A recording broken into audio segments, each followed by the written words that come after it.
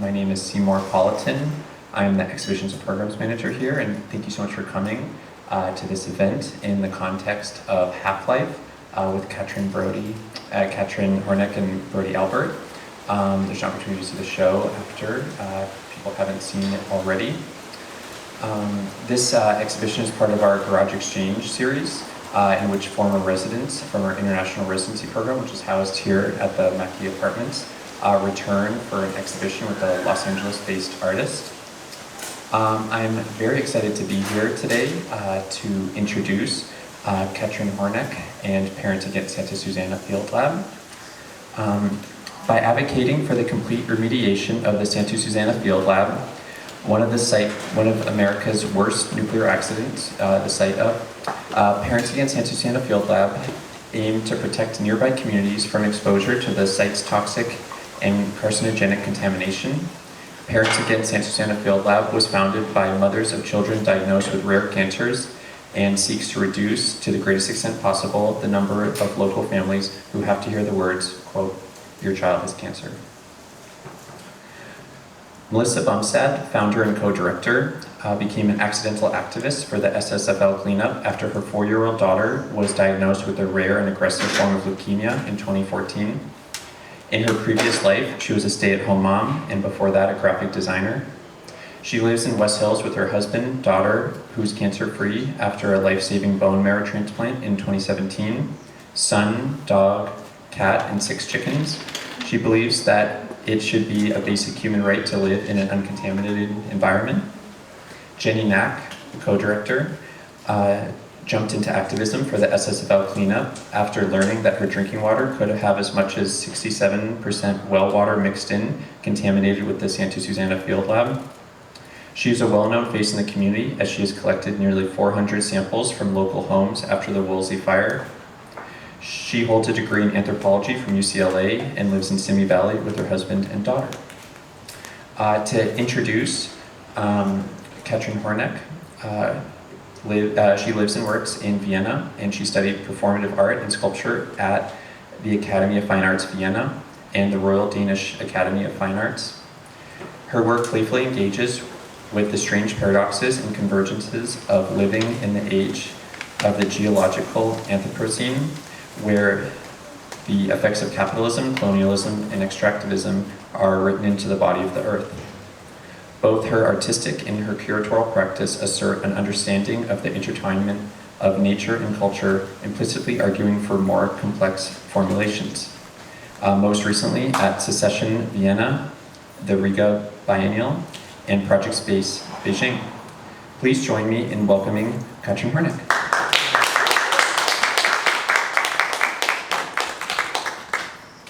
Hello. Hello. I'm super happy to talk today. I'm super happy to also be with you on the stage. I'm super happy also that Brody is here, whom I did the show together, and all the other people. Thank you so much. I just give you a very quick introduction how I got here.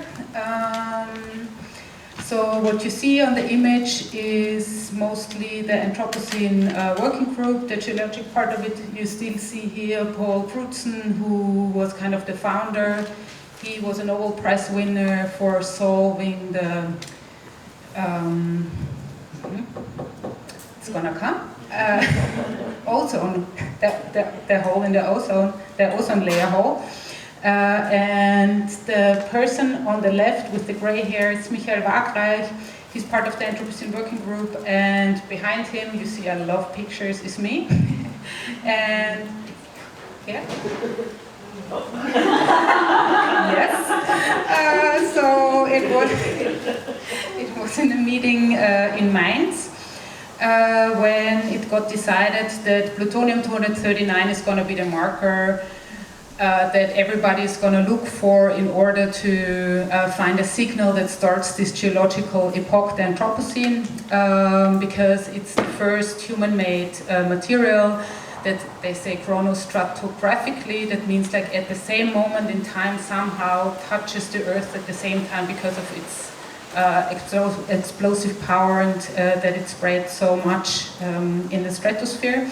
So I'm not part of the working group, but I'm part of a research group together with Michael Wagreich. So our work was that we were supposed to find the only urban reference point.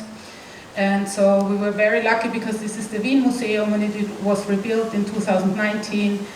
And in this excavation site right here, where Maria is taking the samples, we found this plutonium-239 amongst other markers. And when I knew where it was to be found, and when I put my hand on this layer of earth, it really affected me because I knew I'm touching vaporized particles from the Bikini Atoll, I'm touching vaporized particles from the Semipalatinsk test site, from the Nevada test sites that brought all this radioactive debris and spread it all over the world. And I knew I have to take this moment and follow those particles into the Earth archive, but also into its site of testing, into the historic sites, but also the current ones. So what you see here is the opening scene of the Cold War. It's the Baker shot in Operation Crossroads, the first test after Trinity and and that was not a test, of course, Hiroshima and Nagasaki. Somehow it was brutally enough. And you see the ships that are still on the surface because it was there to test how the fleet would react to an atomic explosion. It was and also what is very interesting is that the palm trees are used as reference. What you see here is what happened after the Baker shot. It's a sonography done by Arthur Trombanis. He's also a geologist, and it is a sonar from 2019 from the same spot, the Bikini Atoll. You see the sunken boats on the ceiling, the Baker crater, and these concentric rings is the grown by corals. So I had this show in Vienna this spring. It was at Secession, and that was the first exhibition where it started. That I worked with this nuclear research, and I produced those little messengers. They are turtles, and a lot of collaborators helped me. So. Together with Sabina Holzer, I was developing the texts and the dramaturgic structure. With Clemens Waldhuber, he did we created the shapes, and Cyber Franz did the programming, because the thing is, it is messengers, it's little turtles that have cell phones in them that tell stories about, that I collected, that go back to those sites I was referring at the beginning. So you pick them up and you will see them also up there. They hold messages for you.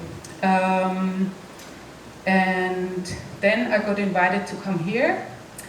And the first thing that I knew, and I was invited to come here and to invite another artist.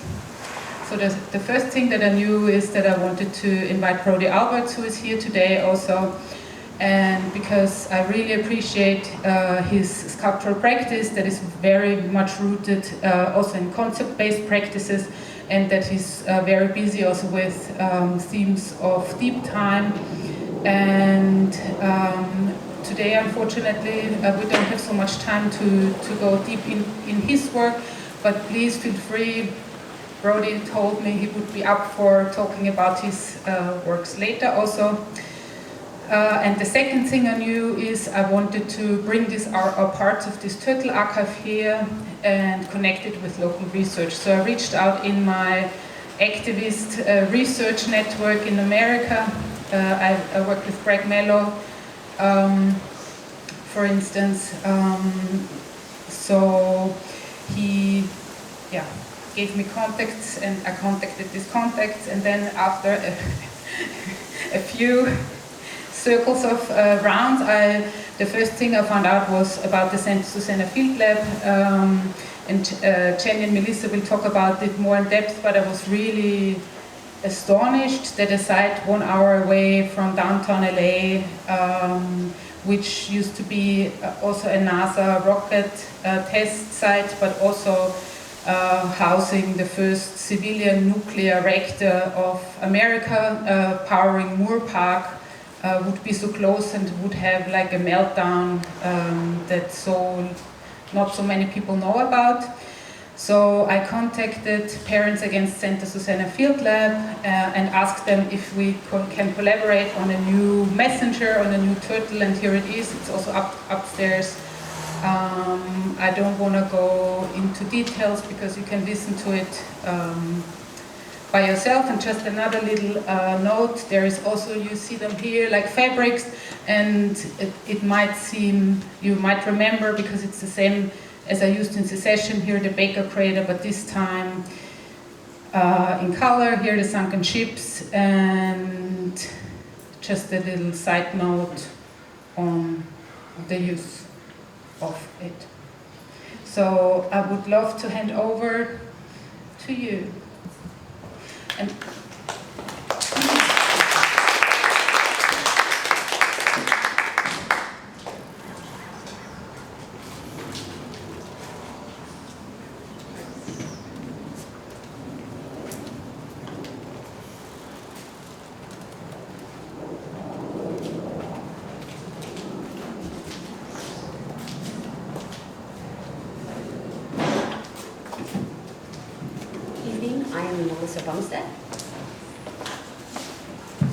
I'm Jenny Mack. We're very honored and pleased to be here today and very thankful for Katrin and for the MAK Center for Art and Architecture for having us here. We're going to possibly start, we'll see how the internet does, with the trailer for an Emmy-nominated documentary In the Dark of the Valley. We will see if this says okay. Nope.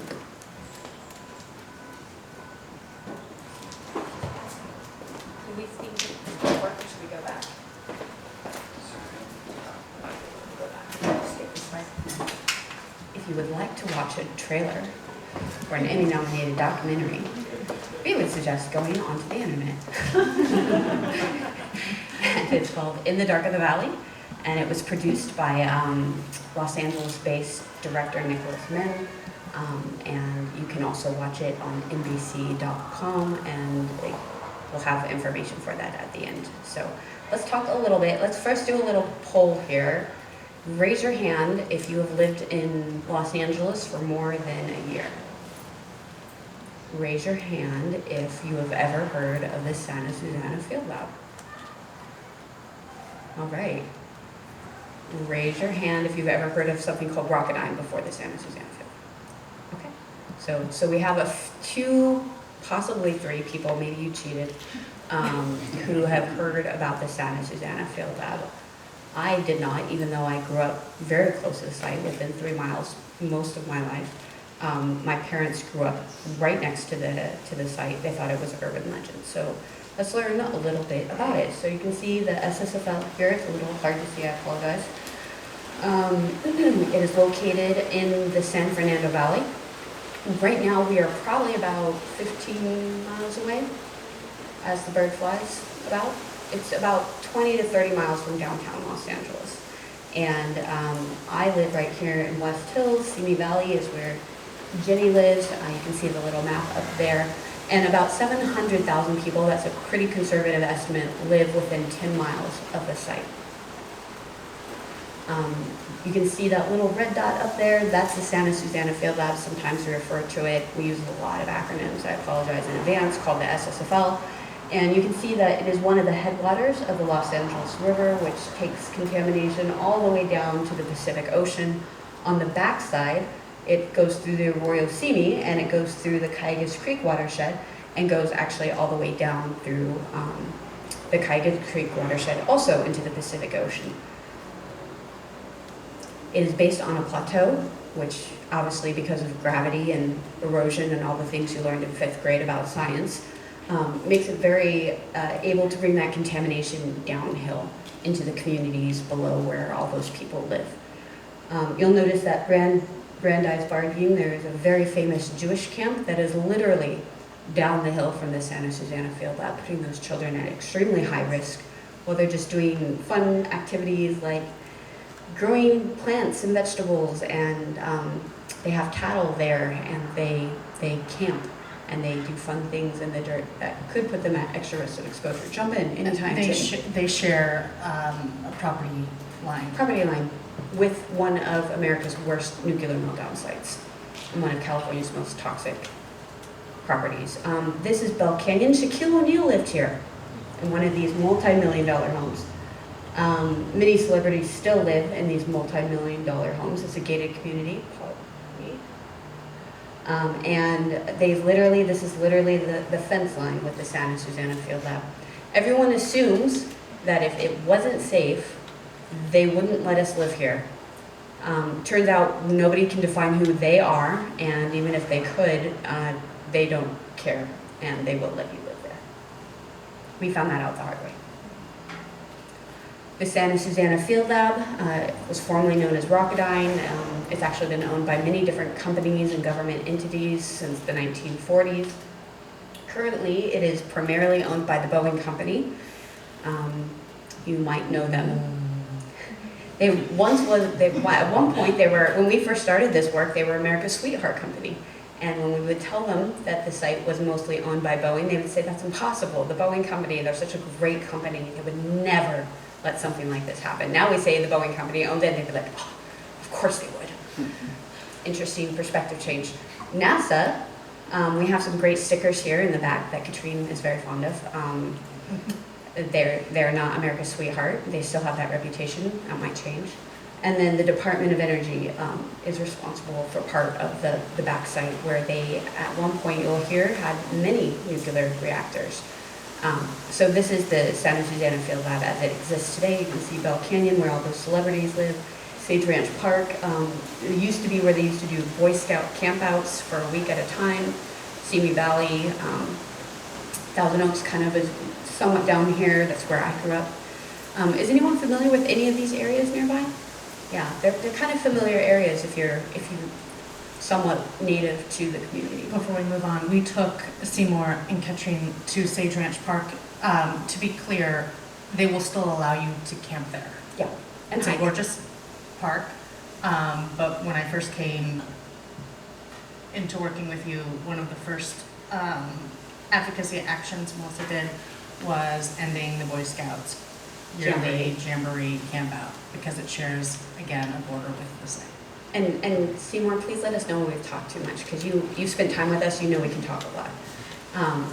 Also, if you guys get bored, just raise your hand, we'll get the signal, okay? Or close your eyes. Okay. Go to sleep, we'll catch on at some point. When we went up there to check it out, they wanted to see it, and we were pointing things out, like, oh, you can still see the buildings in the hills from Sage Ranch. There was a young guy there, and he was going to go hiking, so we always bring flyers with us, and I said, did you know you're about to go hiking next to one of America's worst nuclear meltdowns? And he's like, oh yeah, I know. And I was like, oh really, you do know? So why would you do that? And he's like, well, it's just for one day. That's not, I'm not going to get hurt, am I? And it's like, well, you see that I'm wearing a mask right now, right? I'm not doing that for nothing. And he's like, are you serious? And I was like, well, would you like a mask? He's like, I don't know, do I need one? It's interesting. It's interesting perspective on the way people treat the site. Okay, site history. Jenny, take it away. Before I get into the site history, I just want to say that I used to live for 13 years, less than 10 minutes from here. And in my quest for the American dream, we went and bought a house in the closest place we could afford, which was Simi Valley. So now I'm really... It was our dream too. We were coming from Culver City, and then we were going to move to where we could afford some place that had a garage and not live in a garage. And we checked crime stats, we checked the school stats, we checked Megan's laws. I just forgot to check the radioactive meltdown site stats, which doesn't exist. So this, as she mentioned earlier, the site was established in the 40s by the Atomic Energy Commission. They were looking for a remote place to do nuclear research, and even though the site ranked 5th out of 6th for meteorological safety, it was ultimately chosen because of the close proximity and drive time to UCLA for the scientists. Back then, the area wasn't as highly developed as it is now, but as you can remember from her first slide, now over 700,000 people live within 10 miles. It's extremely built up on all sides. These are images from the rocket engine tests.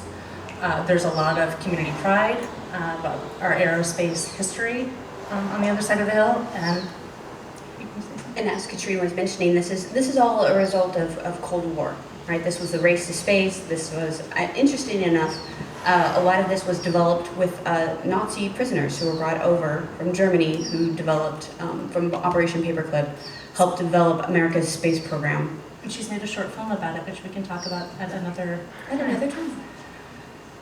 time. So now if you go to the site, or as close as you can get, most of the buildings have been removed and demolished. There are still some standing, but there were hundreds of buildings at the height of the site's operation. And Area 4 is where the nuclear work was done. There were 10 reactors. There are burn pits, 2 burn pits, I believe, on site. One in this area, one in chemical area. One in Area 1? Yeah. But in Area 4, there were numerous issues. There were partial nuclear releases. There were many accidents, many spills, some intentional, some not.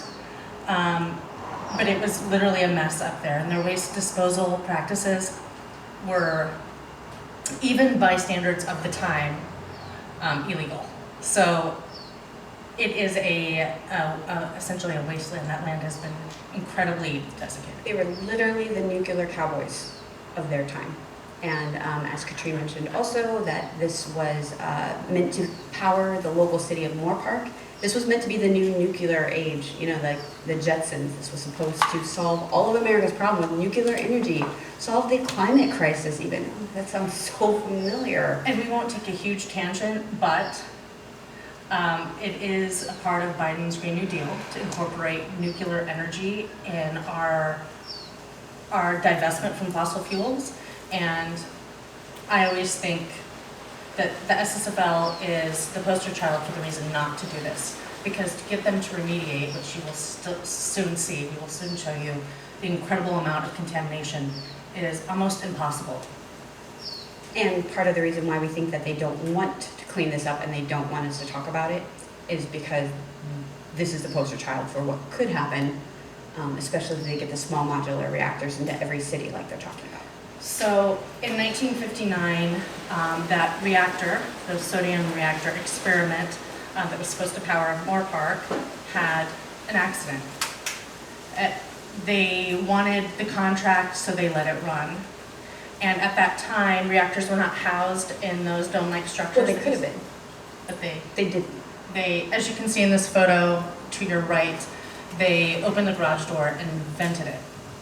There was no concrete container. And they didn't. For 12 days. They didn't, the workers were not informed. So there were hundreds of people who worked on site. They did not all receive notice, nor did the people living in the surrounding communities. If you watch the documentary, there's an eyewitness. John Pace is actually interviewed in the documentary, and he shares his story of what he was told and how he was sworn to secrecy. And I will also point out real quick that sodium reactor is Bill Gates' idea for this new generation of reactors. So just sodium reactor.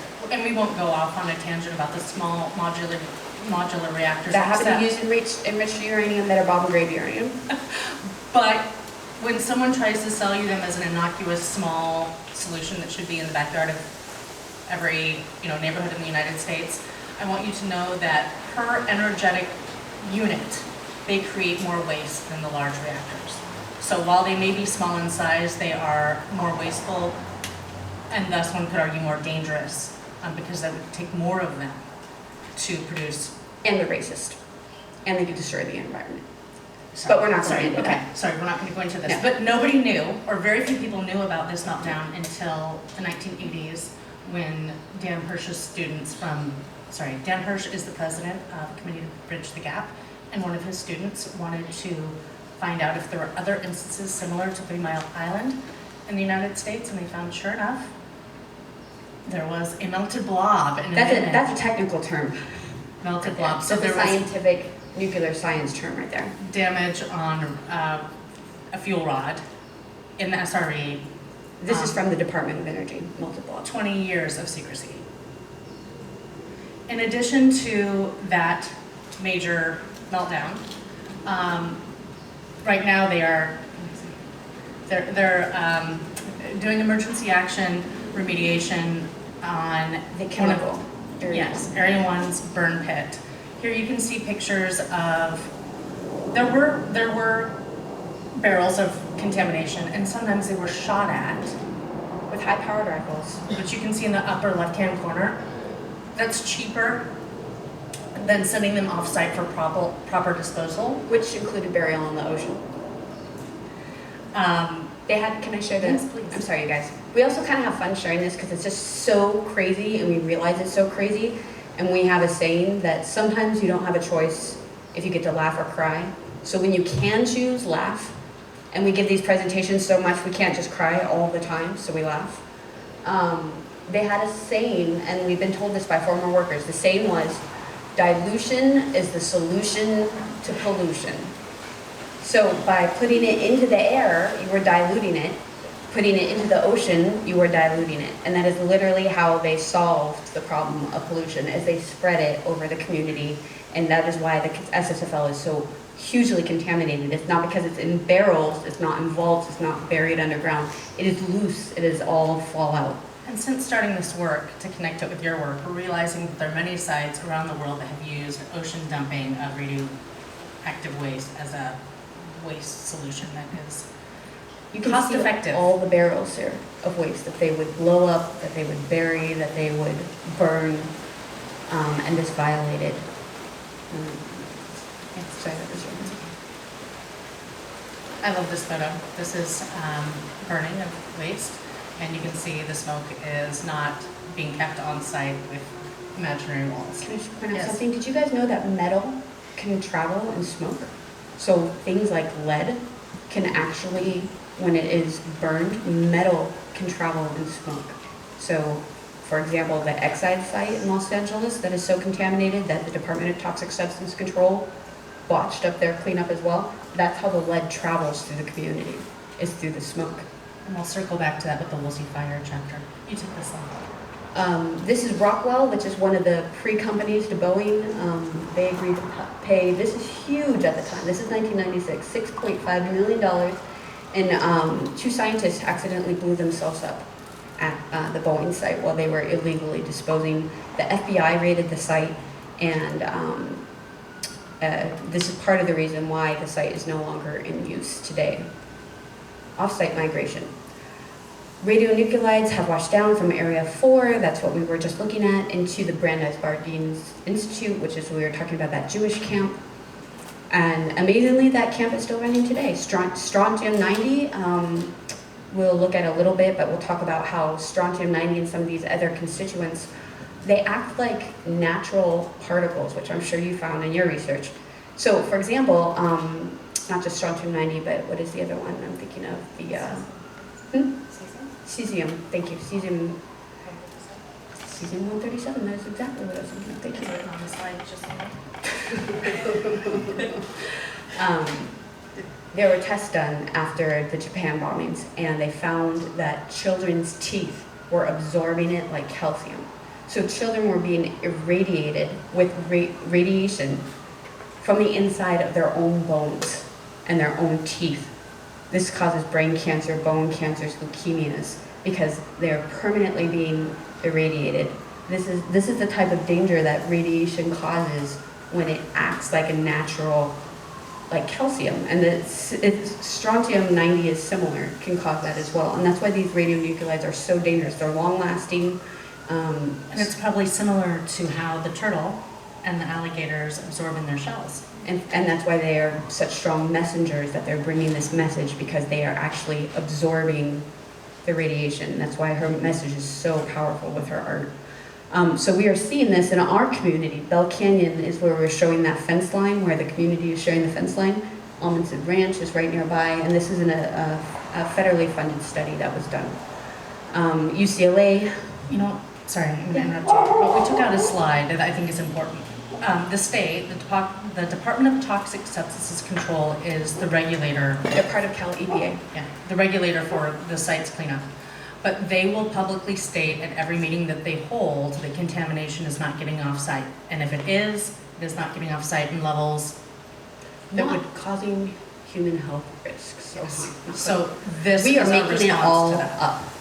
We are crazy. Our kids are not getting cancer like they said. We are not getting cancer. None of us are sick. It is not a real problem. Even though UCLA study showed that all of this contamination was found off-site. Arsenic can kill you straight out. Cesium-137, we just talked about, beryllium, lead. There's no safe level of exposure to lead according to the World Health Organization. And again, we talked about the SSFL being the headwaters. Just this year, we found the Boeing, you can look it up through the water reports of the rain runoff. Lead is allowed to be in the drinking water at 5 parts per billion.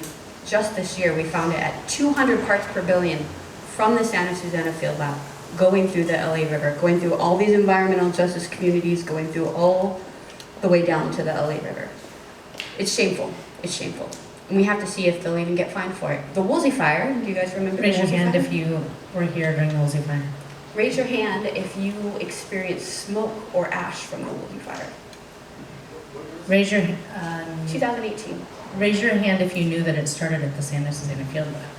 On the Santa Susana Field Lab, 200 feet away from that SRE meltdown that we talked about. Should have been named the Santa Susana Field Lab, but instead they named it the Woolsey Fire, which is the Woolsey Road that goes up to the Santa Susana Fire.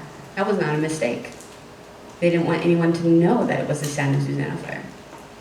So they named it right next to the Santa Susana Field Lab. This is actually a photographic evidence of it starting right next to the SRE.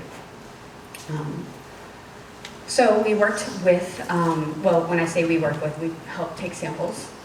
We did sampling and chain of command for Cool. Fairwinds Energy Education in South Carolina. It's an amazing couple and an independent scientist. The couple used to be work for a nuclear power plant. They used to do PR, and one of them was a scientist, and they got fed up with the lies that they were telling the public. And they became whistleblowers. They became whistleblowers, and they now have their own independent science group, and they do their own independent science to help expose the lies of the nuclear industry. And they have family in Camarillo. And when DTSC, the Department of Toxic Substances Control, put out a statement saying that people in LA and Ventura were not at risk of contamination from SSFL during the Woolsey fire, they said BS, and they contacted Physicians for Social Responsibility Los Angeles, which just happens to be our fiscal sponsor, and asked if parents could do the sampling, and that's how I became involved. So through this, we did independent sampling, and we were only able to afford to go 9 miles outside of the Santa Susana Field Lab. But one of our hottest samples, you can see there, was 19 times above background. We found samples all over. This is directly from the Woolsey fire. Also, because of that, they predicted that 3% of all smoke and ash from the Woolsey fire was radioactive.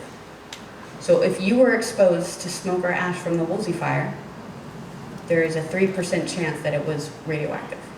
And just to be clear, this sampling did not do analysis on chemical contamination. Because we It couldn't was afford it. solely radioactive particles. Remember how I Particles. said that metal can move through smoke and ash?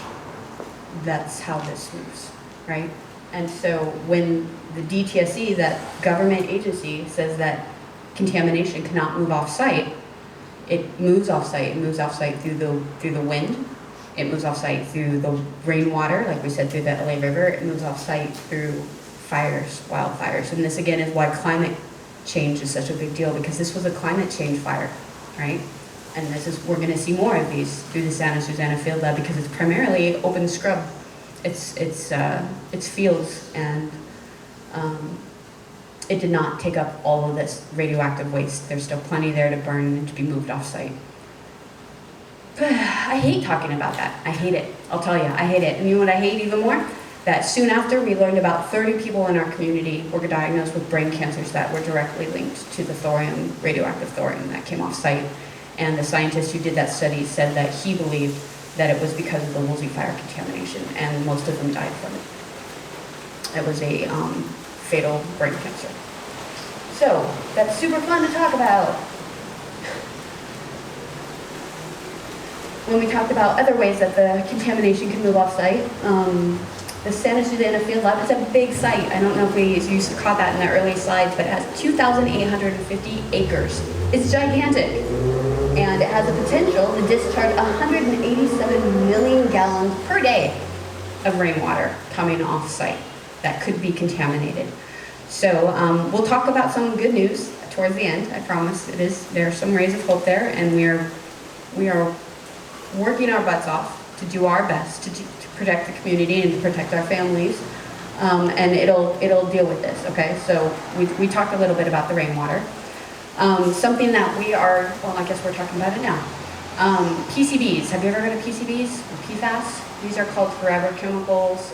It's kind of a newer chemical that's being studied right now, and they have been found in the LA River coming from the Santa Susana Field Lab. In fact, you know how I talked about some of that early this year that we found lead coming off site? We also found PCBs. The reason why we found those PCBs, would you like to know? We made Boeing look for them. How? They weren't looking for them before. Isn't that convenient? So we worked really hard last fall. We went to the acronyms, MPDES. It pretty much means the rainwater storm, rainwater coming off site. And we said, you guys aren't looking for these PCBs. We want you to, and we won. It was the first time the water board listened to the community, and they said, why are we giving Boeing the benefit of the doubt? They actually said that. They said, people in the community have been complaining that they are getting hurt and they are sick, and we need to change that. And we almost fell out of our chairs, and we were weeping that they actually listened to us. And so they changed the law to make Boeing have to look for PCBs, and they found them. And then Boeing sued. And then Boeing sued them because they said it's not fair that we had to look for them, and it's not fair that we found them. So we tried to become party in that lawsuit. Instead, we're friends of the court. We get to submit briefs, so we get to engage. We get to engage. We get to share stories. We are hoping that Boeing does not win, but the fact that they found PCBs is still very damning. And we are very proud of ourselves. Yes. It's the first time that the people had some advantage over Boeing with this lawsuit. So, and we did that in partnership with Heal the Bay, the Waterkeepers, PEER, and PSRLA. So we'll continue to advocate. We show up to these meetings. That's something that we've been very active in. How did I talk so much? No, You just keep taking it from. I'm just kidding. I'm kidding. No. I blame it on the wine that I've had about a quarter of. It's okay. This is my daughter, Grace. This is 2014. She was diagnosed with an incredibly rare form of leukemia. I did not plan on being an activist. I planned on being a graphic designer. I planned on having a very quiet, simple life. And that all changed when she got cancer. Oh, how are we doing on time, Sina? Okay. What happened is we ended up at Children's Hospital, Los Angeles. And because she had such a rare type of cancer, we were inpatient a lot, weeks, months at a time. And so they have playrooms, because they're all kids, right? As we were playing, we would just meet other parents and be like, oh, where are you from? And they'd be like, oh yeah, we live right behind the high school. Like, oh, that's the high school in our town. Oh, we live, we go to this park. That's our park. We go to this Costco. That's our Costco, and slowly we realized we all live right next to each other. And we knew that was very improbable because pediatric cancer is incredibly rare. There are 15,000 cases in America every year out of 72 million children. So we started to wonder, how could there be that many of us in one community? So we started a Facebook group, and then from there we went to Google Maps and we started to map ourselves. And we noticed we were all in a big circle. And in the middle was the Santa Susana Field Lab. And we were like, what's that? We've never heard of the Santa Susana Field Lab. So we started going to public meetings. And the very first public meeting that I went to, I was with 6 other cancer moms. And we just wanted to find out, could this be a risk? And at the time, I was such an introvert. I was so scared. I wanted to believe the scientist. I was not a scientist, and I had no backbone, and I was terrified. I was literally sitting in my seat like this, And the scientist towards the end of it said, by the way, after this 3-hour presentation, graphs, charts, all this, heavy stuff, he said, we used hypothetical data today. And so at the end of it, I went up and I said, why did you use hypothetical data? Did you not do the studies yet? Is this what you anticipate finding? And he pretty much with his words said, like, dear, very complicated. You don't have to worry. We are the scientists. Leave it to us. And I realized that at a public hearing that you're trying to convince the public that it's safe, you don't use hypothetical data if you've done the studies. If it's safe, you show them because you want them to trust you. You only show them fake data if it's not safe and they can't trust you. And I was like, I don't have to be a rocket scientist to figure that out. And I was so sick to my stomach, I almost threw up. And that was my first experience dealing with the DTSC, was learning that I'm being lied to. It is not safe, and I need to figure this out. So, of course, I ran home, and I did nothing for like 3 months. I'd never wanted to see it or hear of it again. And luckily, our mentor, Denise Duffield, who can't be here tonight, from Physicians for Social Responsibility, came and held she would drive all the way from downtown LA into West Hills, 5 p.m. on a weeknight, to hold my hand at these meetings so that way I could go to them. Nobody else would do that. I know. It was true love. So I could stand up and say, I think you scientists, which I'm not a scientist, I think you're lying to me. I think you're wrong. And slowly but surely, I started to learn how to read these reports, and Denise would help me, and Dan from Committee to Bridge the Gap would mentor me, and then Jenny got involved, and we started working on these together, and we started to learn the science and realize with everything we learned, it's not just what we were seeing. The studies had already been done. The data was there. We were just seeing what the science was already proving. So then we started a mission to try to educate other parents, because we figured, we can't tell other parents what to do, but they should at least know the risks to decide for their family what was right and what was wrong. In 2017, my daughter relapsed, and the cancer came back, and she had to have a bone marrow transplant to save her life. And thankfully, an anonymous donor saved her life, and she was able to survive. These are some of the other children in our community who've been diagnosed with very, very rare forms of cancer. Many of them have passed away.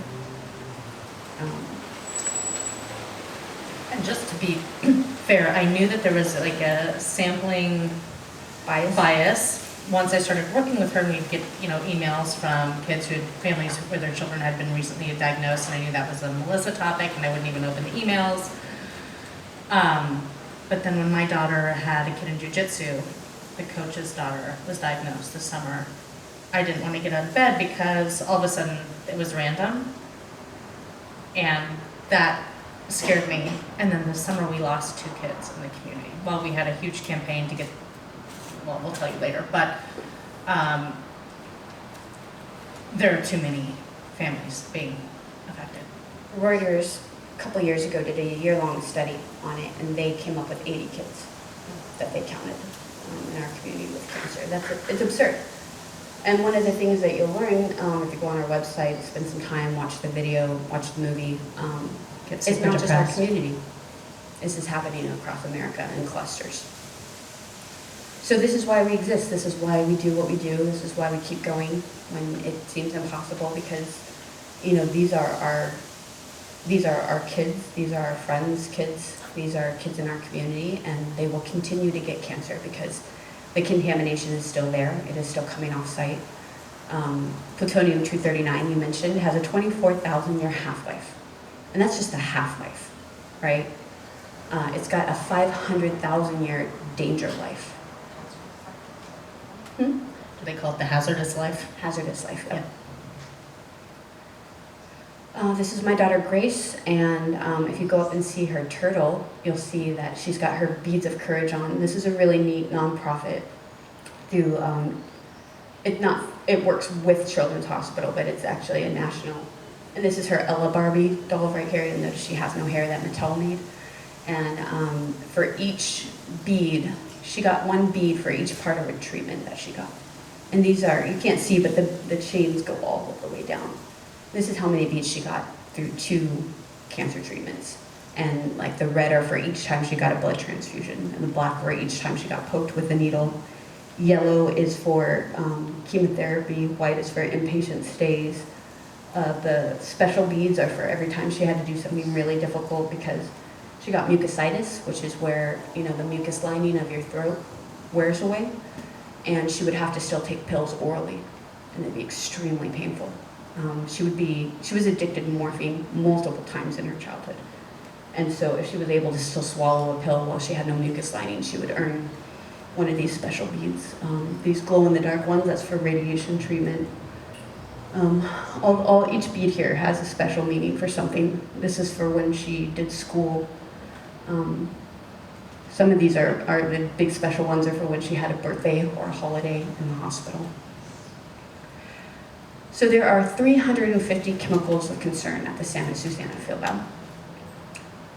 Part of the way that this is set up, though, against the community is that we are not a cancer cluster, because 350 chemicals of concern cause more than one type of cancer in our community. Kind of makes sense. But according to the government, it's not a cancer cluster because we all have to have the same type of cancer. I know, right? It's kind of set up to make sure we can't be a cancer cluster, because then they would be liable. And this is, again, a problem that we see across the nation. And because they don't take the data by zip code, it's by county. So we're Ventura and LA counties. They're huge counties. There's They spread 11 those million numbers out. people Yeah. in LA County. If they did it by zip code, we would have a much more accurate We could see where representation. the cancers were clustered. Do you want to do this one? I need a break. I never do this, but let me give it a go. I can do it. No, it's okay. So we have over 300 contaminants of concern. And according to Boeing, well, I'll get to that. So if we're looking at just the radionuclides, this is where we're talking about the half-life and the hazardous lives. So I think we're all familiar with the half-life of something, by which it has degraded to be half as dangerous or have half its negative impact. But the hazardous life is 20 half-lives. So I'm hoping that we start to think of hazardous lives instead of just half-lives, because some of these are, you know, if the cesium-137, that radionuclide is, if it has a 27-year half-life, that doesn't sound too bad. It sounds like, oh, that'll go away in, you know, in my lifetime. But it's hazardous life. The length of time that it can impact my health is 540 Because it years. has, its daughter's life can also be hazardous. Yes. So if it's half-life, what it breaks down to can still be hazardous. It doesn't just automatically stop being hazardous. So when you can read here the health and environmental effects of all the different radionuclides. And I think we have another slide. We don't, I took it out. But what's up there is just a witch's brew of nastiness. That's a technical term. Yeah, witch's brew, we use it a lot. But this, and I know you're gonna take this from me because I probably won't do it justice, but the effects and how they're measured are based on a white male. You're gonna want to scan this. Yeah, are based on a 200-pound white male. The people who are most susceptible to radiation are women and children. So even the data that we have and know, that data is not about how that would affect a 2-year-old. Something else that's very interesting about, what is it called? The Gender Radiation Impact Study Project. Discusses how those most likely to develop cancer would be children from 1 to 4, and girls are twice as likely to get cancer than the boys are. And when we saw this, correct me. It depends on when they are exposed. So if a child is exposed, a boy child and a girl child, the girl child is 4 times more likely. But as an adult, it's 2 to 1. It has to do with the ratio of our sexual organs. So when we asked Mary Olson, who is the, World-renowned biologist. yes, when I asked her why are little girls more susceptible to get cancer than boys, and she said, it's a great dissertation topic. But it We also don't has to know do yet. with our ratio of our sex organs, which are more susceptible to radiation Because of having eggs. and breast. It's interesting. Anyway, if any of you want research to do for the next 20 years, our community would really be interested in you doing that. It's We're busy. brilliant. It's brilliant. It's fantastic. But that also means that with the reference man, that's what they're using today. So when they're testing this impact and saying at the Santa Susana Field Lab, our chances of getting cancer, they're basing it on this man only visiting for 2 hours a day or 2 hours a month. Yeah. Right now, Not taking- Boeing is setting up the situation so that if you come, they only want to do. Okay, fast forward. I'm just gonna do a spoiler. Are you ready? Here's a spoiler. I'm not even gonna have a slide. Boeing wants to leave 90% of the contamination, turn it into a public park, open it up to the public, not put up a sign that says pregnant women do not walk through here. Some places are so radioactive that it is the same as walking through and getting an x-ray. And they're saying that it would be safe for this guy here who weighs 200 pounds to come through for 2 hours a month and not get cancer. And that doesn't take into account that people share a fence line. That doesn't take into account that contamination is migrating off-site. They refuse to take that into account. Is not taking in consideration that if a pregnant woman were to come onto site, that it would not only impact her, it would impact her fetus, and it would impact a fetus's eggs, because a fetus has the same eggs that she will have her entire life. So it could give 3 generations of cancer in one shot. Yay, Boeing. And if you don't know, because there is, a saying that there's some crazies out there that will say radiation is good for you. There is no safe amount of radiation. Fact. How are we doing, Seymour? Okay, so we're gonna go fast. So you guys can read this online. But that's important. So DTSC will say that there are not health effects from the SSFL contamination, but that is a peer-reviewed independent study that shows that there's a 60% higher incidence rate for certain cancers within 2 miles of the site, if you live within 2 miles of the site, than those people living 5 miles from the site. Just so you know. Okay, we're gonna do the impossible. We're gonna get through this in 5 minutes, which is Yeah. probably a good thing, because you guys are probably like, I'm done. And your brain's like ready to explode. And if it's not ready to explode, then you've been asleep. Next slide, please. Okay, so 2010 and 2007, 2010. What I'm gonna do here is I'm just gonna tell you why it's important. I'm not gonna tell you what happened, but this is why it matters, which is probably all you needed in the first place. This may have been the most extensive cleanup agreement in history in America. I bet when you think of cleanup of a toxic site, you probably think they're gonna take away all the toxic material, all the radioactive material, because that's what it seems like a cleanup should do. I will let you know, to my knowledge, that has maybe only happened once or twice in America, ever. If you clean it up all of it, it's called to background levels of Or contamination. even residential with garden, which California sent us a letter, the DTSC, saying they've only done it once in California, and So they're not really good at The it. 2010 agreement said we could have it remediated to background levels of contamination. We won. That means naturally occurring. That should have been it. End of story. Okay, so this is not something that is happening in America. That's something that we had an agreement there, and that probably sent shockwaves throughout the entire polluter corporate America of, we need to freak out and we need to stop this from happening, because if they set a new precedent, we're gonna have to pay for all these new cleanups going forward, right? We can't let that happen. So they broke the agreements. Hmm? They broke the agreements. They broke the agreements. So it was supposed to be done by 2017. That clearly didn't happen. Instead, this new agreement that we have here will allow the water and soil to be perpetually contaminated at the Santa Susana Field Lab, and as we mentioned, Boeing will turn it into a public park. So Boeing did a backroom deal with the state, letting themselves out of their agreement, and we sued. This is the technical stuff, so just you can be like, oh, okay, they're not lying. Even more technical stuff, we didn't make it up.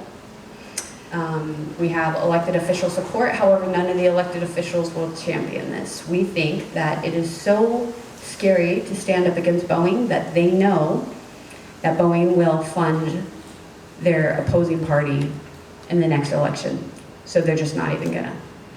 So as much as they will sign letters and as much as they will say this needs to happen, when you go to them and say, now's your time, let's sue Boeing, they're like, that's a great idea. You're ready to do it?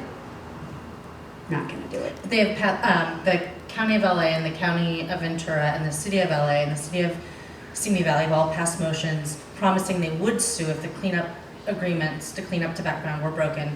They have been with that PEIR environmental document, but they are refusing to take action. This is all recent. They will not. They said they will not. And why it matters, as we mentioned, this is just Department of Energy sites. These are way more radioactive than the Santa Susana Field Lab. In fact, the Santa Susana Field Lab did not appear on this map. It's called the ETEC. That's their name for us, ETEC. They never appeared on this map till we started making a big deal. Now it's on the map in DC. It's because these are so much more contaminated than ours.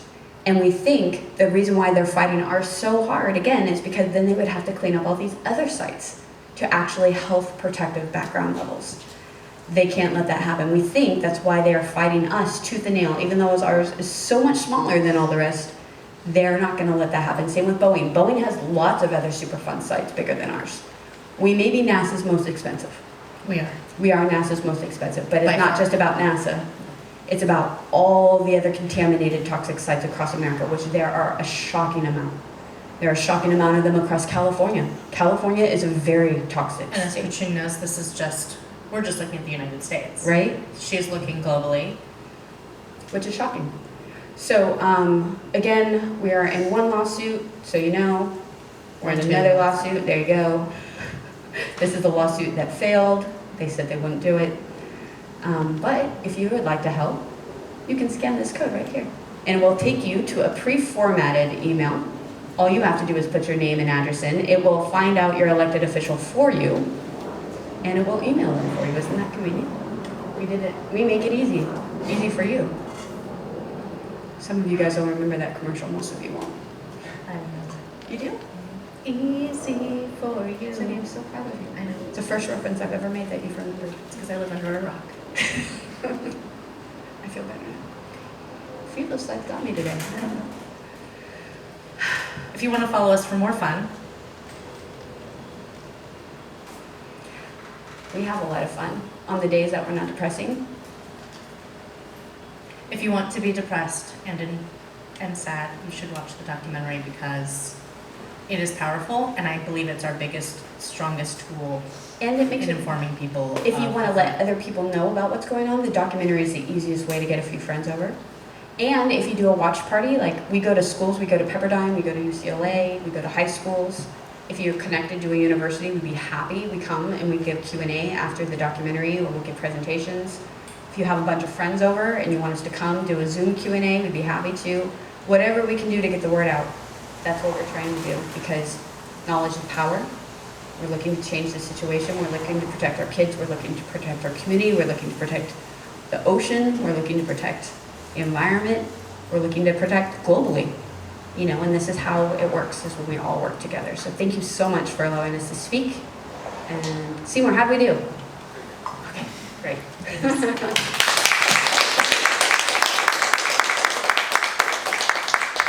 I want to invite Katrin back up for some questions and a little bit of a discussion about both her work and the work that Parents Against Santa Susana Field Lab. I don't know, I think there, or you can move it in a little bit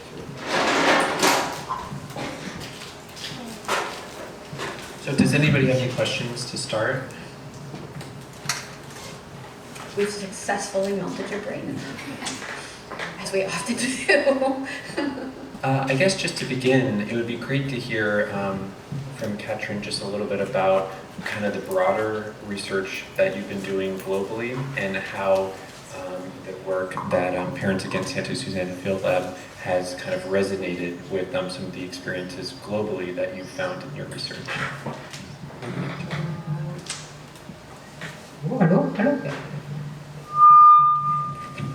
Just scoot forward. It's a bit weird.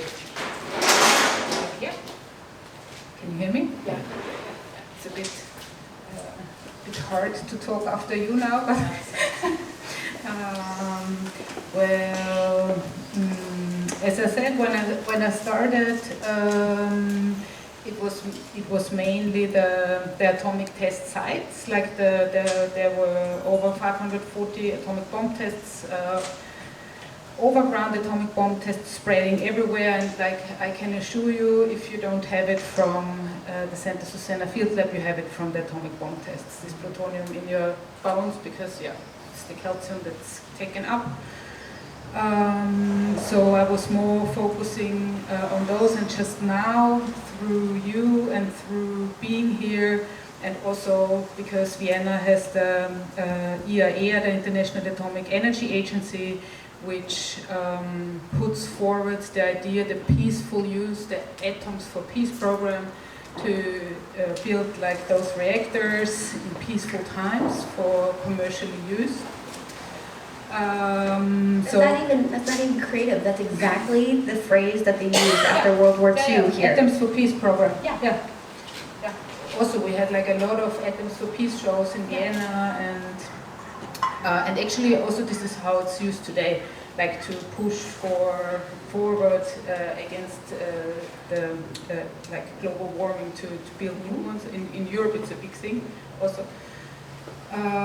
So it's just since like half a year that I started to find my leeway into this more civilian program somehow, and that's how I found you.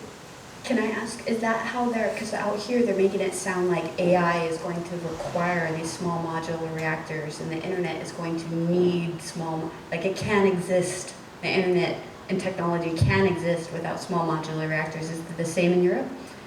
Well, the discussion is out, but like the thing is, in Vienna there is the Research Institute for Risk Management, and they are also very close together, or like they are trying to monitor all those kind of things, and they said it's not going to happen. It's not going to happen because not a single modular reactor has like a go now. It's very complicated. They make them sound so tiny, whiny and small, but they are also like not so tiny, whiny and small. And it's very expensive, and also like to save the climate until 2050, no modular reactor will be built until then. It's funny because it's the same here. No one has ever made one. They won't be ready in time to save the climate, but they keep talking like they are. Totally. Yeah, no, it's also like Poland and all these countries, and Belgium, they say that's their, like when you read the papers, that's their idea for green energy.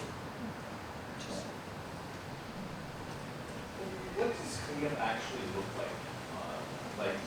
When they say cleanup, what is that actually like? I'm assuming you're taking these materials somewhere. Where is that somewhere?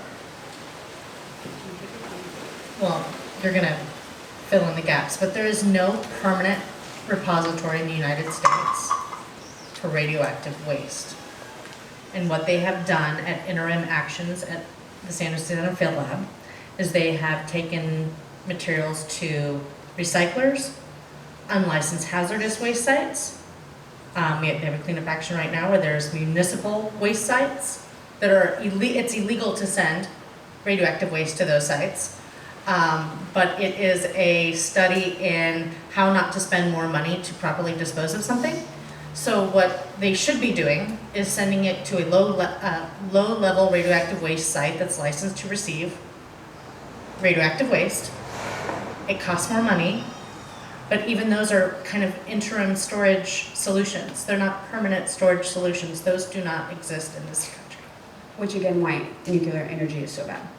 And part of why I said it's racist, nuclear energy, is because they are actively taking grants to seek out indigenous land to use as temporary nuclear waste sites for our waste, which then will probably become permanent if you consider 60 to a couple hundred years permanent, because nobody wants to make their place be the permanent place. So they'll leave it on the indigenous land and because it's temporary, kind of like they said with, they're not going to build these concrete shelters because it's experimental, they'll not be proper waste. to answer your question a little bit more specifically, at the Santa Susana Field Lab, with the nuclear waste, a lot of it will be soil removal. However, if they do it smart, because hypothetically Boeing is a technology company, they should be smart. They should be using the best, smartest, most advanced, they should be creating the best technology for this.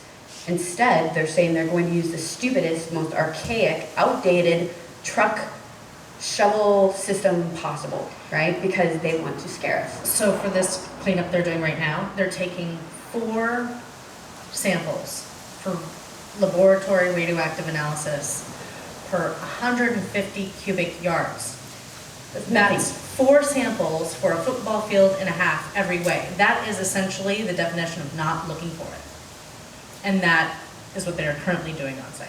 And when we asked them to change it, they said absolutely. Because they don't do it that way. They do it the way they do it. And that is unacceptable. They have previously sent debris to recycling Metal facilities. recycling facilities.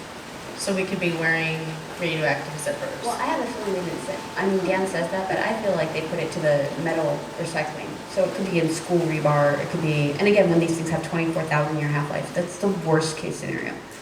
The DTSC that we've talked about several times, we call them a captured agency. That's when a government... Raise your hand if you know what regulatory capture is. Okay. Okay, think of the FDA getting paid off by the pharmaceutical companies, right? That when they do a test, but the pharmaceutical company paid for the COVID test, right? Whether you believe in vaccines or not, I do. I actually do.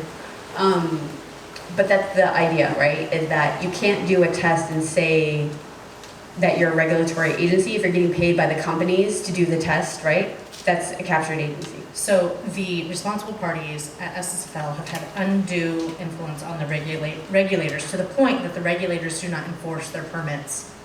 They're supposed to be enforcing the cleanup, they're supposed to be enforcing limits on the amount of pollution that can come off in stormwater. They do not do so because the responsible parties have undue influence on the state regulators. So they should be carefully taking the soil, they should carefully transport it, they should carefully, they should have never done it in the first place. But it can be done. So there are people in the community that think it's impossible. It is not impossible. It's difficult and expensive, but it should be done even if it takes, regardless of how long it takes. Even if there is not, also they could do on-site careful repositories so you don't have to move it very far at all. That's also something that's being looked at, like what San Onofre, to move it farther away from, because right now, you guys know San Onofre? Right? It's on the ocean. It's in the ocean. That is the worst place possible So they need to move it up the hill. Huh? So they need to move it up the They hill. need to move it up the hill. They don't need to move it far. They don't need to move it to Texas, right? They don't need to move it to wherever We are not supporters of making it someone else's problem. at all. In fact, we fought against moving it several times. We have shut down the cleanup because they wanted to move it to either to places where it would not protect people. So we have made it our problem on purpose because we want to protect other people. But it needs to not be left there either. So is there a perfect solution right now? No, there's not. There are all ways to do it smarter? Yes, there are. And we're fighting. So that's why we say we want the safest, smartest, most complete cleanup. Right now, we're just fighting to get the cleanup, right? Then we come back and we fight to make sure it's the smartest and it's the safest.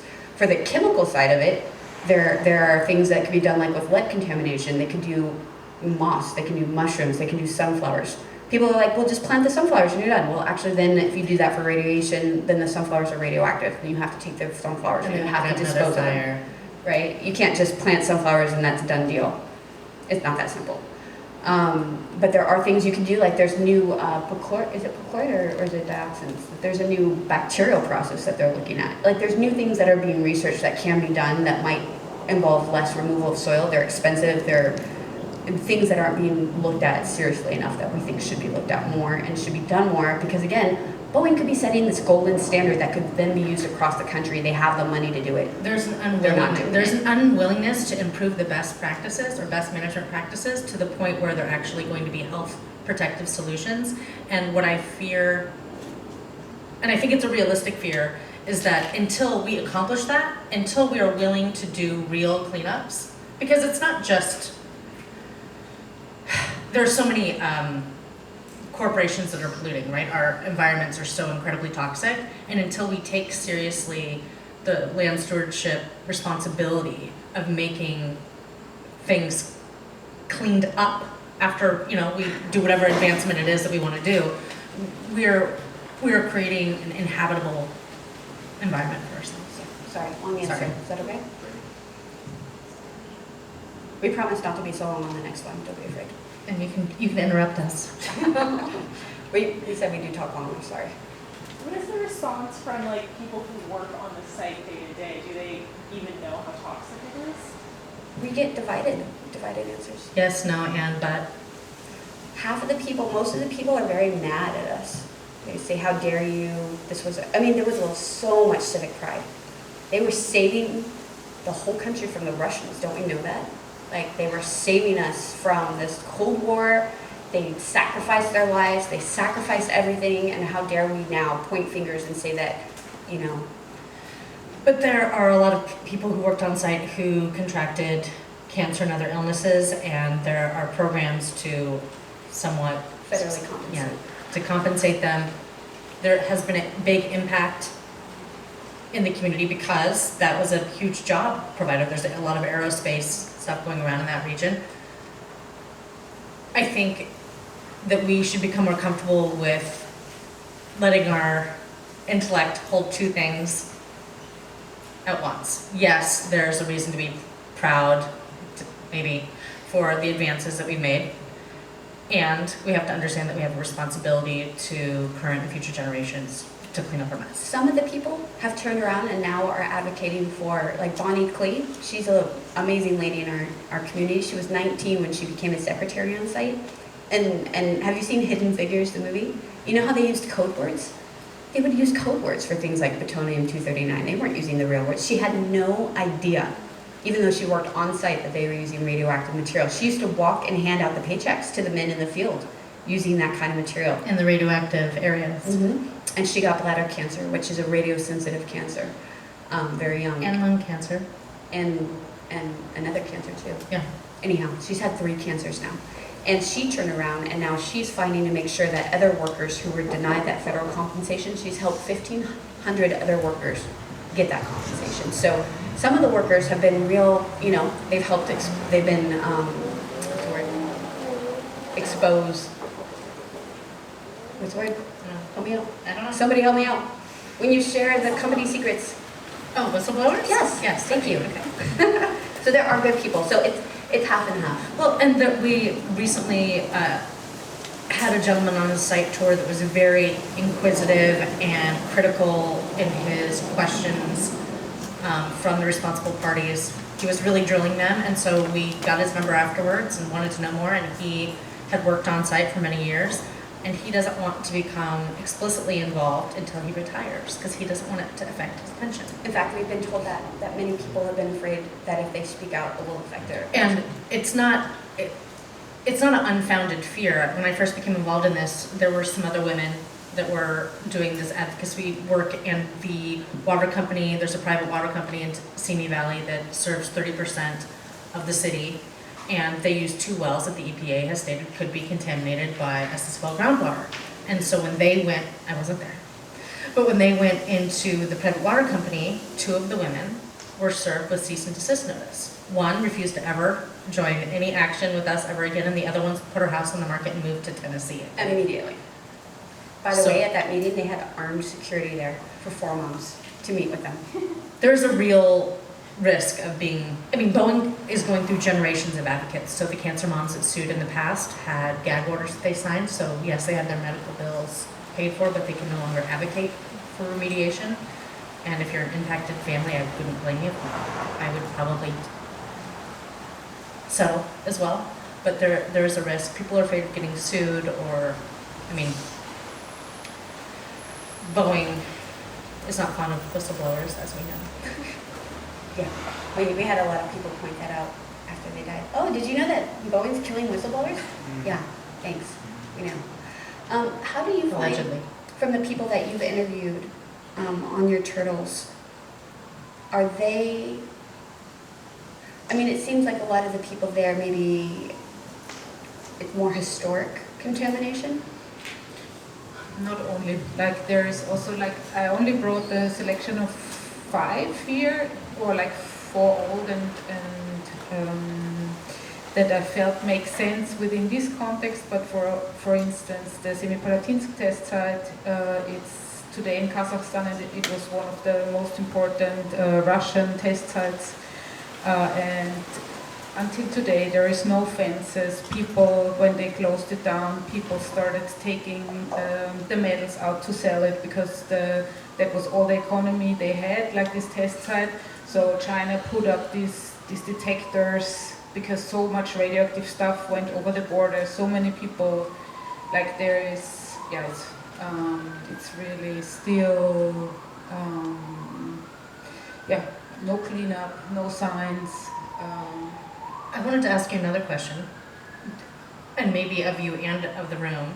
What is the ratio or the percentage of common knowledge of global impact from the bomb testings?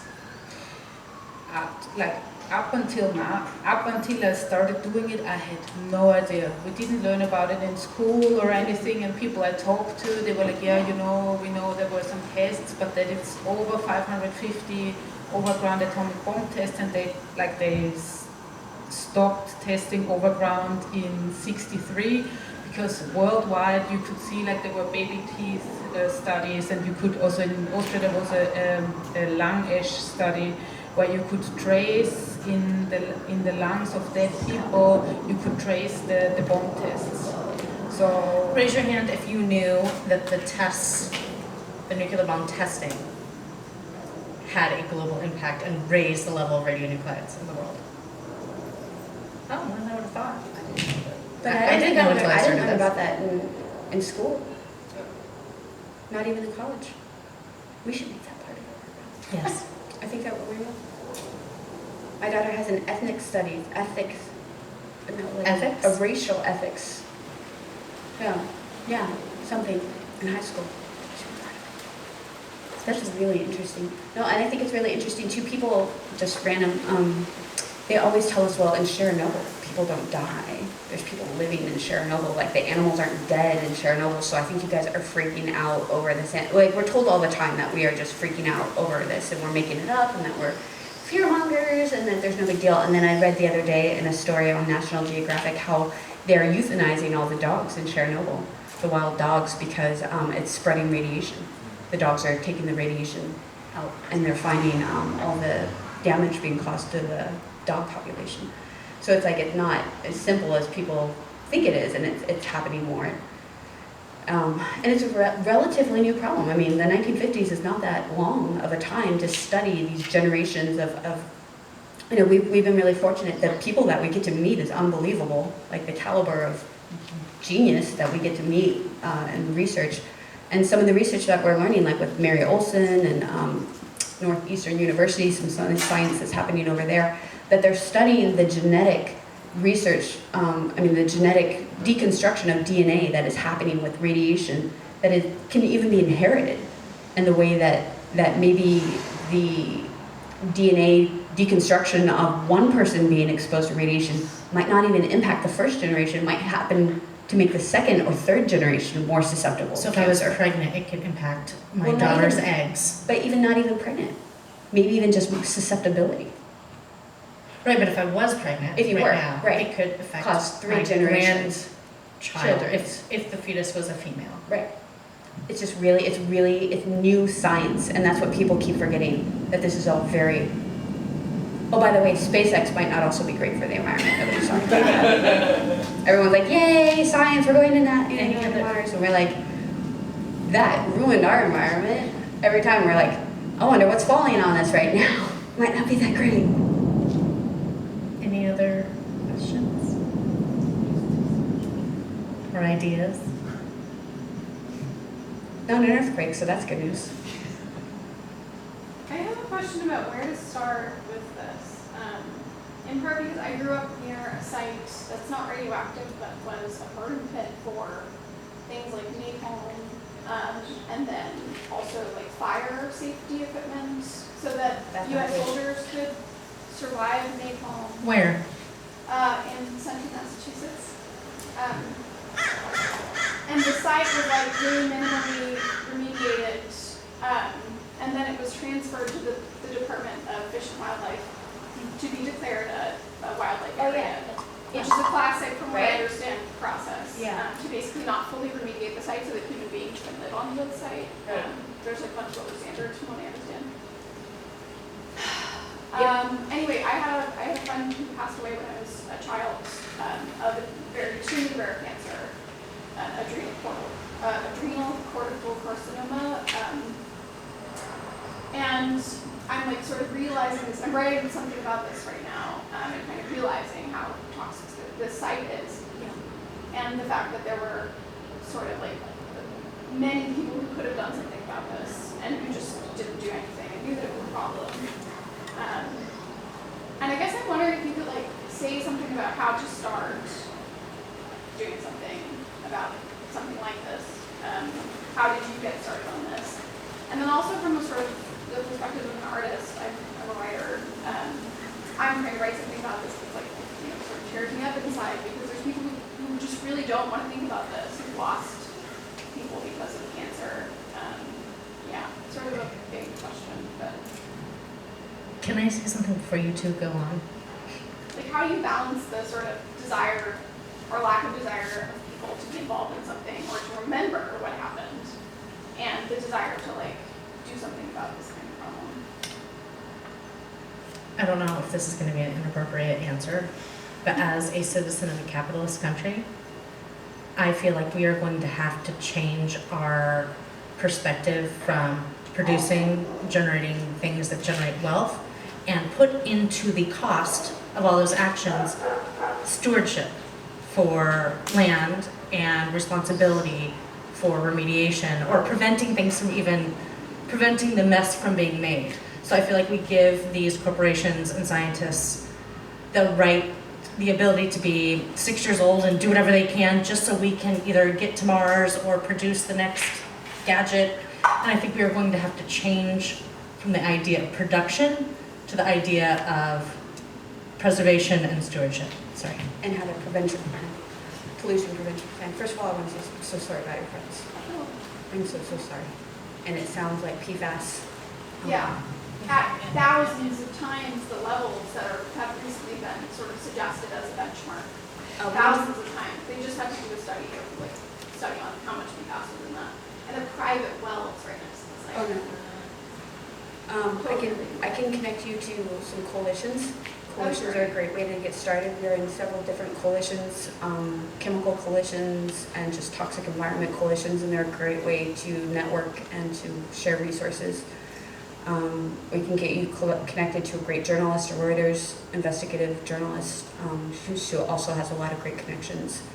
I would say what is so great here, and that's what connected us, and Brody and I were talking about this earlier, is that the closer you get, the closer people live to the Santa Susana Field Lab, the less they want to know about the science and the facts.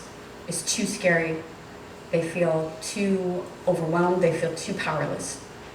They feel too angry. Like there's just too much. They don't want to. The further you get away, the more angry people are, the more they want to be like, let's change it. The closer you get, the more they shut down.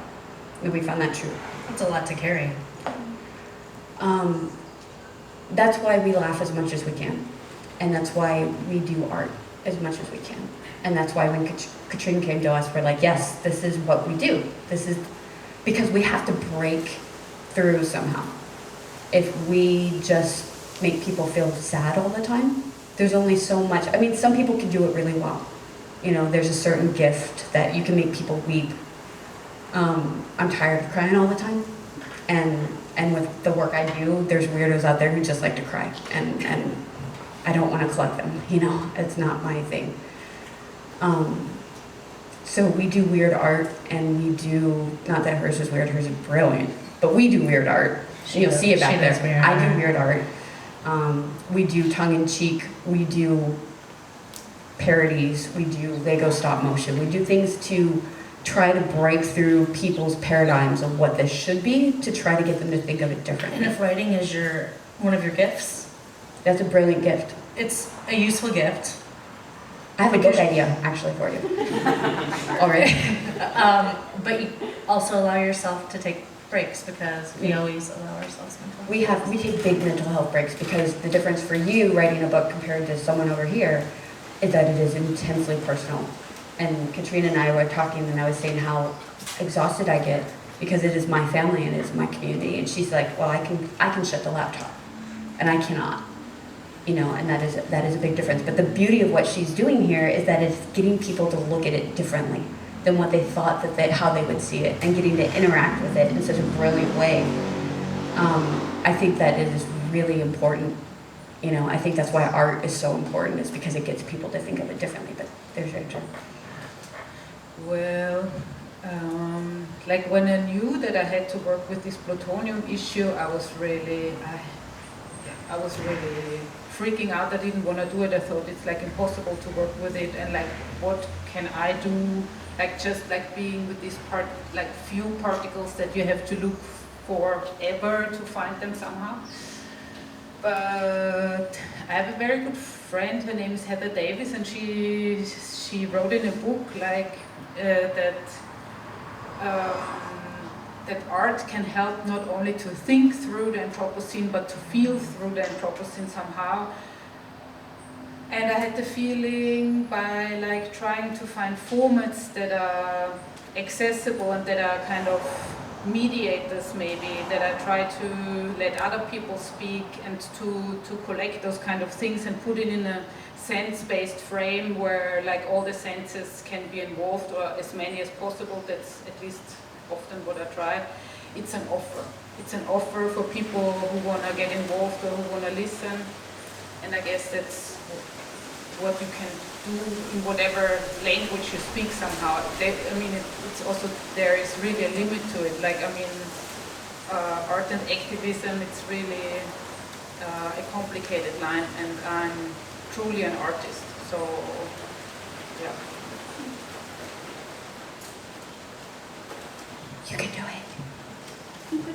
It is complicated, and I watch you regularly, and it's an interesting, there is a line, but it's worth doing because while your approach may not speak to everyone, it will speak to some. And if you can affect the way some people perceive the problem and inspire other people to act, because ultimately, to solve all these problems, it takes mass amounts of people to push elected officials to make, the business owners do the right thing. So I look at both of your work as a way to reach people that may not have wanted to look at it from a different perspective. And for what it's worth, I came at this thinking, what can I do? I'm just, I'm not a scientist, I'm just a mom. And really I just thought I could do the change.org. By the way, we have a change.org petition. And I was like, I'll just do a change.org petition and walk away. I've done what I can do. And then it took off, and I was like, crap, now I actually have to do something, And then every time I tried to get away from it, something would work. And then I like, dang it, now I have to take the next step. Which for me, I felt was just, a person of faith. I felt like was God leading me to my destiny that I didn't really want to be part of. But I feel like if each of us do what we can and take the next step in front of us, we can actually be way more impactful than we thought we could if we just do the next step. We don't have to change the world. We don't have to do something amazing. I really believe in the butterfly effect. Like if you can do something small, or the domino effect, or whatever you want to call it, if we do our part, that can be part of something much greater and much bigger. So don't be afraid of starting, just start. Any final questions or thoughts? Great. Thank you so much.